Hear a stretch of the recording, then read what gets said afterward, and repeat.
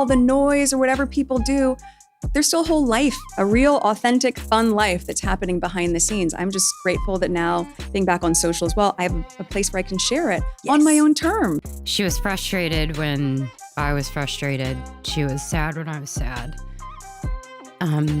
But more than anything, my friends stood by my side. When I think they visibly saw me in so much pain. So beautiful. Oh, I don't know. I wasn't expecting that one. Yeah, they're just it's just so great. This is why it's so nice to not have makeup on. Have you ever noticed how two people can do the exact same thing and still get totally different reactions? Both had their big emotional documentaries. One felt raw, like you're peeking into someone's real struggles. The other felt polished, like you're watching a press release with background music. Then my fear. I believe in myself. I believe in the team around me. Reading things that I didn't need to read, or seeing things that had nothing to do with me or that were lies. Metric that someone else is putting on it? No. For me, it would have been a huge success and not a failure if I was selling my homemade jams at Farmers Market. And I'd gotten a cottage license. I applied for that in the county of Santa Barbara, where you can literally go and yes, I was like, great, you can make the goods in your home and sell them. That would have been a success for me. So someone else's sense of what that looks like is not necessarily what mine is. And that will continue to grow. But no, I don't see the possibility of failure. Not when you can learn from everything that you've done. The way that you speak about both imposter syndrome and failure, because these are two things that, again, uniquely are in the kind of language of so many female founders. And they're real for so many people, and that's fine. But I do also want to demystify the idea that we have to feel that we have to go around feeling really scared, and we have to believe that this is not a journey for us. Both even tried cooking shows. One was a mess in the kitchen, but in the best way, burning things. Laughing, actually human. The other was more like, look at me suffer, but make it elegant. Let's go. I've always loved taking something pretty ordinary and elevating it. But I'm not the best cook. I burned it. Sorry. From love to struggles to work, they both put it all out there. But let's be honest, which one's real and which one's fake? Well, I just feel safe, and I've never felt that before. Look back and go, oh my gosh, she has loved us so much. You don't need to be a fan of either one to see the difference. One makes real and relatable look effortless. The other makes it look like a group project with a PR team. And here's the secret.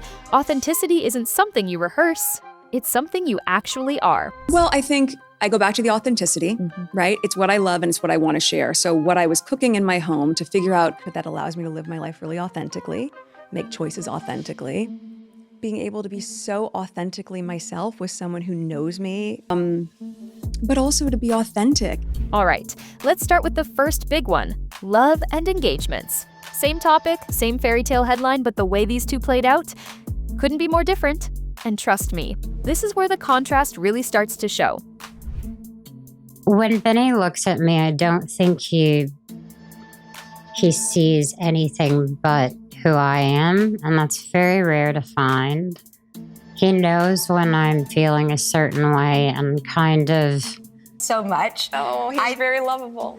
He's easy to love, Dory, and I'm very lucky. I am married to the funniest, sweetest, most charming.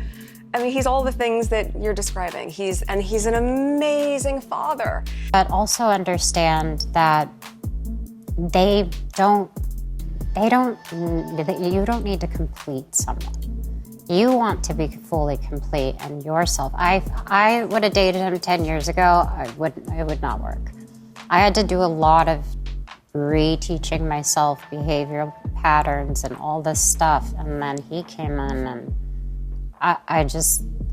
I completely fell head over heels because of the way he speaks, the way... Selena talks about love like a real person.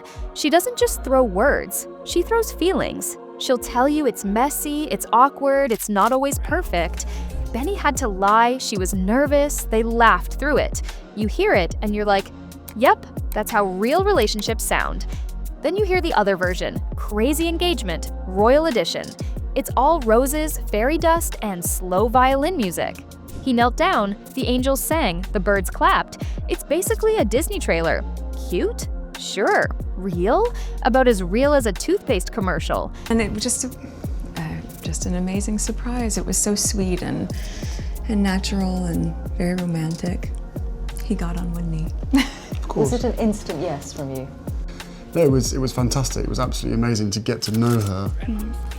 I'm kind of a little grumpy. I'm like, I really am tired. This is too far. The other day, and I was like, and I'm like trying to figure out a way to do it. First of all, getting engaged to someone is the craziest thing in the world. It's like right before you're gonna tell someone you're gonna be married to them forever, they're like, show me how good you can lie to me. It's the hardest thing in the world. It's so hard.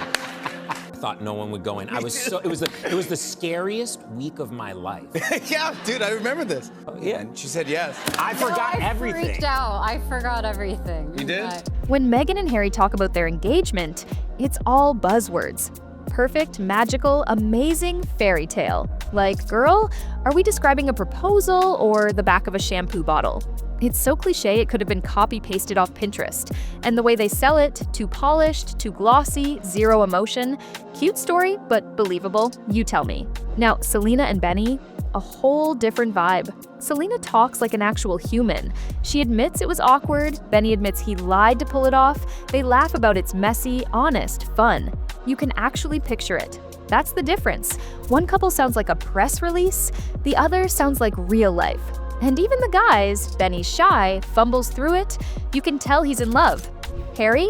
He's out here giving campaign speeches about how amazing Meghan is. Like, bro, propose to her, not to the entire Commonwealth. She's the shyest, most famous person in the world at the same time. Yeah. It's insane. I think she's capable So of... nicely said, isn't it? I don't know. She's capable of anything. No, it was fantastic. It was absolutely amazing to get to know her. When Benny talks about Selena, it's actually sweet. He's shy, a little awkward, but you can feel he means every word. He's not trying to sell us anything, he's just a guy in love with his girlfriend. And honestly, that's why Selena always comes across real. Now Meghan, oh boy. The second she opens her mouth about Harry, the kids, or her family, it magically becomes the Meghan Markle show. Harry isn't a husband, he's a background character. The kids? Basically props. Even family drama turns into a spotlight moment. Like, congratulations, Meghan! You've managed to turn happily ever after into a one-woman press tour. Selena's love story feels like life. Meghan's feels like PR with subtitles. Last night when I went back to my hotel, there was this sweet card from my kids and my husband saying, "We're so proud of you, Mama, and congrats on the show," and with flowers. And I just thought, okay, here we go. And I felt so loved. So that he had planned it in advance to make sure it was there when I got to my hotel room. And this isn't the only time Meghan does it. Every story somehow circles back to her. She'll mention Harry, the kids, the family, but give it a second and boom, it's all about how they admire her. Like, it's less family love and more family fan club. Here's where the contrast gets sharp. Selena, when she gives advice, it actually hits. It's simple, real, and you feel it. Like when she says, everything is temporary. That's the kind of line that stays with you. Meghan's advice, though? It sounds inspiring at the moment, but just like her real-life stories, scratch the surface and there's nothing solid underneath. All glossy words, no real substance. Meghan loves to throw in big words. Kindness, connection, compassion. Sounds fancy, but half the time it feels like she's just reading inspirational wallpaper. Pretty words, zero weight. Selena? Totally different. She doesn't need a lecture or buzzwords. She says thank you in small, human ways. She admits to struggles, and that's what makes people lean in because it feels real, not rehearsed. And this is where the gap gets obvious. Selena shows you life with the mess included. Meghan? She packages it like a flawless fairy tale.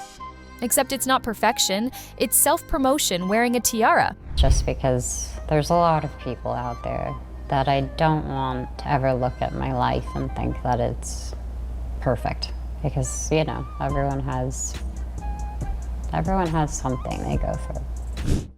I think that I just want to be enough. Myself. I believe in the team around me. Potential for success. And is that the same? So where things were different with me, of course. Selena isn't chasing perfection. She's open about the mess, the bad days, the mental struggles. It makes her human. And that's why people connect. Meghan, on the other hand, is all about the perfect image. Every detail polished, every story staged to look like success. It's less real life and more royal highlight reel. Potential for success. And is that the same metric? I'm really just proud of who I am and where I come from. Reading things that I didn't need to read, or seeing things that had nothing to do with me or that were lies. Selena puts it out there. Her mental health, lupus, the highs and the breakdowns. She doesn't sugarcoat it, she lets you see the cracks. And that's why people believe her. It's raw, it's messy, it's real. Meghan, she doesn't do it raw. She rehearsed. Every struggle is wrapped in slow music, perfect lighting, and just enough buzzwords to sound deep. It's not vulnerability, it's a performance reel. More Netflix pitch than real life. I continue to choose to work on myself with, therapy and working with my doctors closely. I think people need help sometimes, and it's not bad to say that you do. Failing. No. You're not scared of failing. I'm really nervous, to be honest. And I think it's just because this has been a cause that's been dear to me from a very early age. When I found out I was going through a lot of mental health problems, and finding out that I was bipolar was a really big deal for me. And I just want people to be able to have the resources and the tools that I'm able to have. Every time Selena speaks, it feels fresh and real, like you're hearing her life unfold. Every time Meghan speaks, it's the same recycled fairy tale, different stage, same script, and we've all heard it before. Years old. When I was just 11 years old. When I was 11 and I saw Put pen to paper and I wrote a letter. put pen to paper and wrote a letter about it. So Larry, I wrote a letter. Meghan hates admitting to anything that makes her look ordinary. So when Ellen teases her about being at auditions so often, the parking lot guards knew her by name. Instead of owning it, she shuts it down, denies the whole thing. Like, come on, being recognized by security isn't shameful, but pretending it never happened, that's where she looks ridiculous. And what was so nice is the security guards here would always say, break a leg, we hope you get it. But you auditioned that often that they knew you to say break I think a leg? they probably said it to everybody. That's how nice they were. So Meghan claims the security guards probably say good luck to everyone. Yeah, right. You walk into a busy parking lot with hundreds of people every day, and suddenly it's like Broadway out there, break a leg, you too, and you. Sure, Meghan and next, they'll be giving out standing ovations for parallel parking. You really expect us to believe that? Now look at Selena. She doesn't tiptoe around her struggles. She talks about her health, her mental ups and downs, her mistakes, her failures. She lets us in. No filters, no rehearsed lines. That's the kind of honesty that actually sticks with you, the kind that makes you believe that's what real life actually looks like. Anymore. How did you go about learning how to live with bipolar as opposed to suffering from it? Well, I do the necessary things, I see a therapist. I have tons of workbooks like a nerd. I write music. I try to take what's going on and turn it into something beautiful in the best way that I can. Where even in the weakest moments where I had a lupus flare up and it was really painful, I thought, well, I want to be able to show people all of it. So just go ahead. It also felt like a big relief because I know that I'm not the only one that's hurting that way. Here's the difference. Selena wears her doubts like a badge of honor. Meghan sweeps hers under a glittering rug. One serves vulnerability straight to your heart, the other serves a perfectly polished highlight reel. Relax. I like to look polished and put together.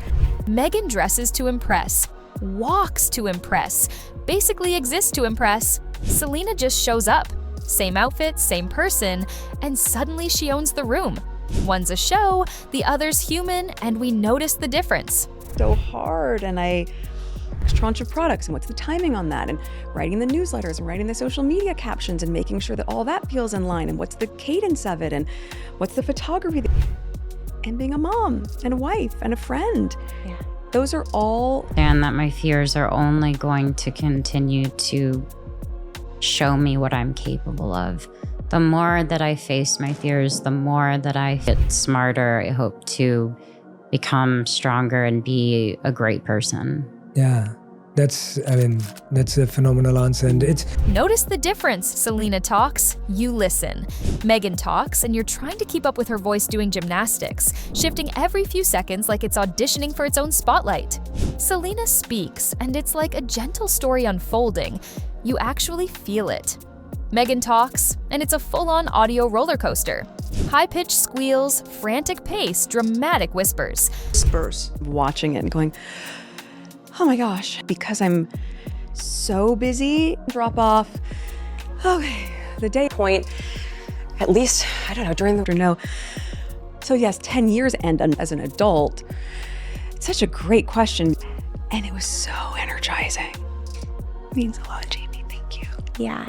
So there you have it. Selena keeps it real, raw, and relatable. Meghan? Well, let's just say perfection comes at the price of personality. Who do you think wins the real talk crown? Drop your thoughts in the comments, smash that like button if you enjoyed this roast, and don't forget to subscribe for more moments where we separate the real from the rehearsed.